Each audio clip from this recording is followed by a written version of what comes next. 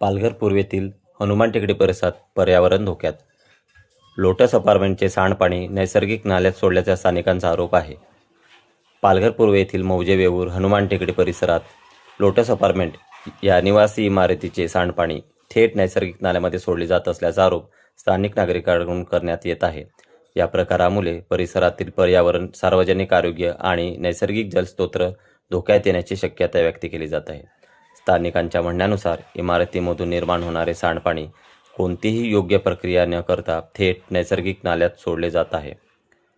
नाल्याचे पाणी दूषित होऊन यामुळे दुर्गंधी, डासांची वाढ आणि विविध संसर्गजन्य रोगांचा धोका निर्माण झाला आहे.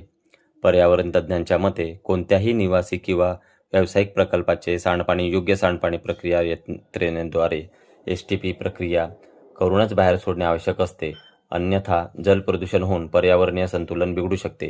स्थानिक नागरिकांनी पालघर नगर परिषद, महाराष्ट्र प्रदूषण नियंत्रण मंडळ MPCB आणि संबंधित महसूल प्रशासनाने तात्काळ घटनास्थळी पाहणी करून वस्तुस्थिती तपासावी. नियमाचे उल्लंघन आढळल्यास संबंधितांवर कारवाई करावी अशी मागणी केली जात आहे.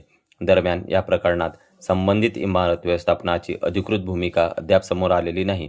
प्रशासनाने या गंभीर आरोपांची चौकशी करून वस्तुस्थिती समोर आणावी अशी अपेक्षा व्यक्त होत आहे.